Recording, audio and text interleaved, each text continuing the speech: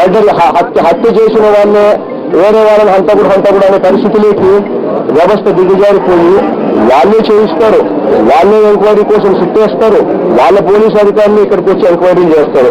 ఈ రకంగా న్యాయం జరుగుతుందమ్మా. న్యాయం జరగాలి అంటే చంద్రబాబు నాయుడు గారి చేతుల్లో చంద్రబాబు నాయుడు గారికి రిపోర్ట్ చెయ్యని వ్యవస్థతో ఎంక్వైరీ చేయాలి, అప్పుడే న్యాయం జరుగుతుంది.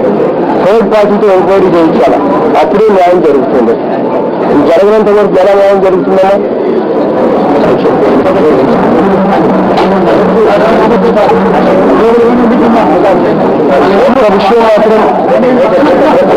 ఒక్క విషయం మాత్రం మీడియా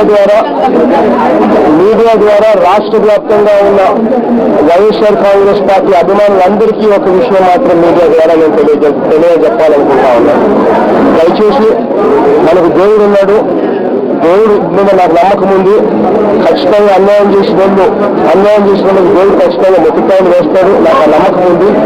దయచేసి ఈ ఇన్సిడెంట్ ద్వారా రెచ్చిపోయి ఎటువంటి కార్యక్రమాలు దయచేసి చేయొద్దండి అని చెప్పి మనస్ఫూర్తిగా రిక్వెస్ట్